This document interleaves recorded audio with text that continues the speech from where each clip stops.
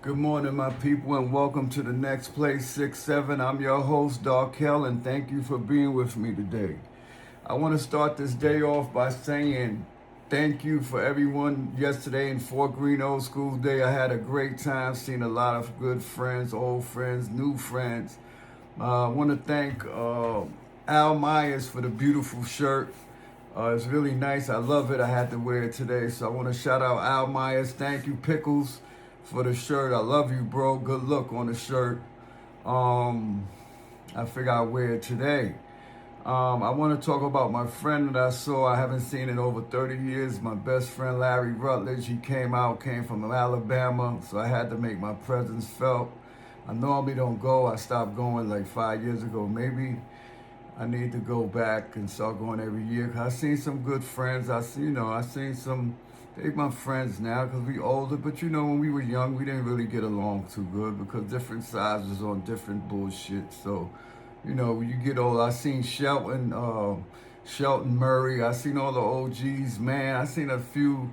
I'd have missed a few maybe, but I wasn't really looking for you. Like if you saw me, if you could see me, you can come to me. I'm not gonna be looking around. But that's not the issue. That's not what I'm talking about here. But so I had a nice time. It was beautiful. I wish y'all could have made it. And thank you again, Pickles, for the shirt. And Larry, Jennifer, I had a great time. I'm sorry I had to run, but I didn't want to get on that 9 o'clock bus because it's a 2-hour ride. And I was there since 12 o'clock and I was kind of tired. So I'm sorry I had to run. Because I didn't want to drive up. It cost too goddamn much. Anyway, so I want to start by saying the quiz of yesterday, who was the Iceman? Well, who was that? Anyway, his name was Iceman, George Gervin. He's the one that he's credited with doing the finger roll, created the finger roll, so they say. And today's quiz is who was white chocolate in the NBA? Whose nickname, who was that? That's the quiz, but my quotes today is, there are no regrets in life, just lessons. So as long as we can look at it from a perspective of lessons and results instead of failure and regrets, because those are negative emotions that a lot of us deal with that we can't get by. We have to get past it if you're going to be successful. You have to make a mountain and go through it, go over it, make stairs, but you got to get through the obstacles. So there are no regrets in life. Just like everything's a lesson. Everything is nothing but, it's just a stat, something for you to look at so you can fix it, so you can go around it, over it, or whatever you got to do to get through it. Today's word of the day is true friendship. True friendship is a deep, stable bond built on mutual trust, emotional support, and total acceptance. It means someone who stays with you through hard times, tells you the truth with kindness, and celebrates your successes without envy, and knows how sometimes just to listen. Because sometimes people just want they need somebody to listen to because they're trying to vent. They don't want to hear no feedback or no negative shit. They're going through it. So sometimes a true friend knows how to just listen. And if you got great feedback, then he might not want that though. You got to, sometimes just listen. That's a true friend. In my life, I thought I had true friends, but sometimes you grow up, you have to cut them, and you can't let them back in because they're not true friends when they mean you harm and they're doing harm to you elsewhere, So today, WNBA scores. The Lynx defeated the Aces 92-87. Olivia Miles led the way with 23 points, 4 rebounds, and 8 assists. Nafisha Kaya had 19 points, 6 rebounds, and 2 assists. For the Aces, Asia Wilson had 32, 7, and 1. The Mystics defeated the Sparks 80-70. Sonia Citron, I don't know if she's Spanish, sound like a Spanish. Citron had 21, 6, and 8. Ray Burrell had 23 and 3 in a losing effort for the Sparks. The Liberty defeated the Sun 82-75. Jonquel Jones led the way with 23.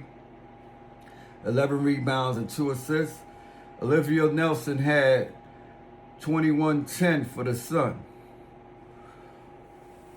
In baseball scores, the Chicago White Sox defeated Detroit 4-3.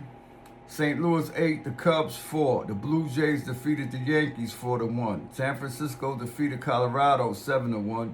The Mets defeated the Nats 5-4. Baltimore defeated Tampa Bay 4-3. Miami defeated Cincinnati 8-4. Seattle defeated Houston 10-5. Philadelphia defeated Minnesota 9-1. Cleveland 6, San Diego 1. Arizona 10, Atlanta 3. Milwaukee 4, LA Dodgers 1. Boston 4, Pittsburgh Donut, give them some coffee to go with it.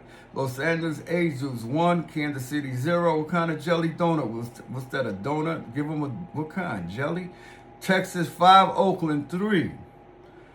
Okay, today we're talking about one of the greatest players to ever lace him up, and his name is George the Iceman Gervin.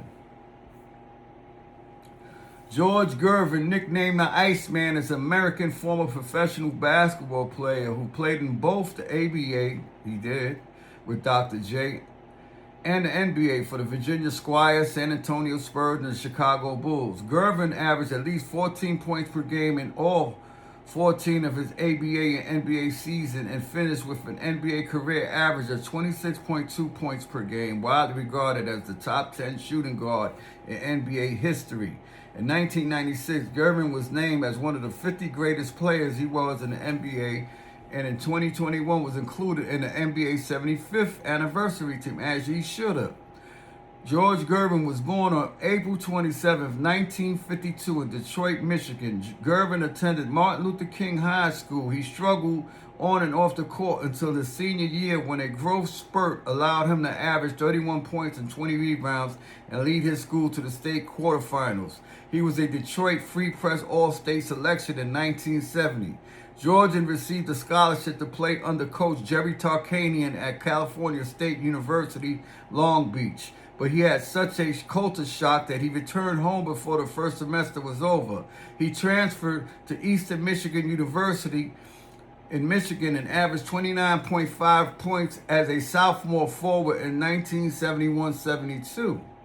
While competing in the NCAA College Division National Semifinal game in Evansville, Indiana, Gervin punched a Roanoke player. Gervin was suspended for the following season and eventually was removed from the team. Invitations to try out for the Olympic and Pan American teams were withdrawn. While playing with Pontiac, Gervin was spotted by John Kerr, a vice president of basketball operations for the Virginia Squires of the NBA. In January 1973, Kerr signed Gervin to the Squires for a $40,000 a year contract. Damn, they used to make nothing.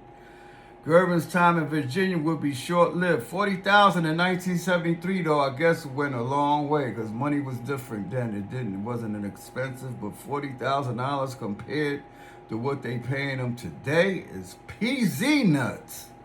Some players make that in a minute. Gervin's time in Virginia would be short-lived. However, the Squires' finances had never been stable and they had been forced to start trading their best players to get enough money to stay alive.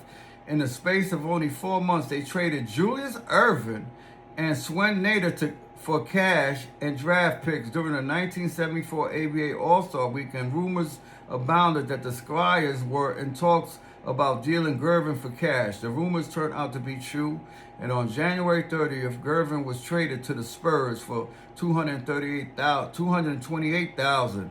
The ABA tried to block the trade, claiming that by trading their last legitimate star, the Squires were holding a fire sale. However, a court sided with the Spurs. Within 2 years, the Squires were no more. After 2 seasons in the ABA, Gervin became an NBA eligible in time for the 1974 NBA draft. The Phoenix Suns selected Gervin in the 3rd round with the 40th pick. However, Gervin elected to stay in the ABA and kept playing for the Spurs. With Gervin as the centerpiece, the Spurs transformed from a primarily defensive-oriented team into an exciting, fast-breaking team that played what Coach Bob Bass called schoolyard basketball. Although the Spurs never won an ABA playoff series during Gervin's first 3 years, their high-powered offense made them very attractive to the NBA, along with their attendance figures in a relatively small market, and the Spurs joined the more established league as part of the 1976 ABA-NBA merger. Right before the final ABA seasons, the Spurs had acquired star power forward Larry Keenan via trade, forming an offensively dominant 1-2 punch of both he and Gervin in order to strengthen their linemen and compete for the championship. In the final season of the ABA in 1976, the Spurs finished third in a 5-team postseason playoff, which meant they faced the number 2 seed, the New York Nets, for the right to play in the 1976 ABA Finals. The Spurs pushed the Julius Erving-led Nets to Game 7, but the Nets prevailed. They had the doctor. 121-114 on their way to finals, which they won. Gervin's first NBA scoring crown came in 1977-78 season when he narrowly edged David Thompson for the scoring title by 0.07 of a point, 22.22 to 27.15.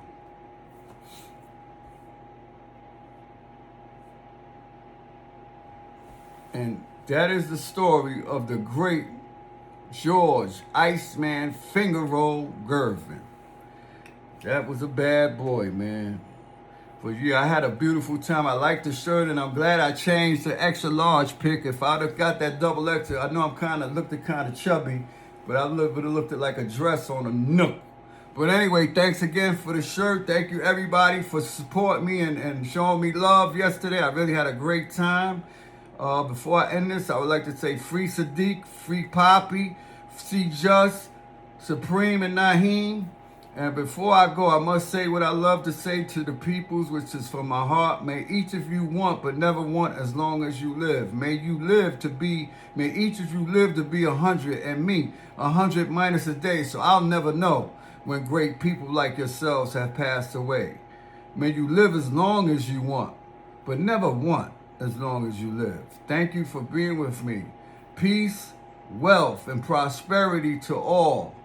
I'm out.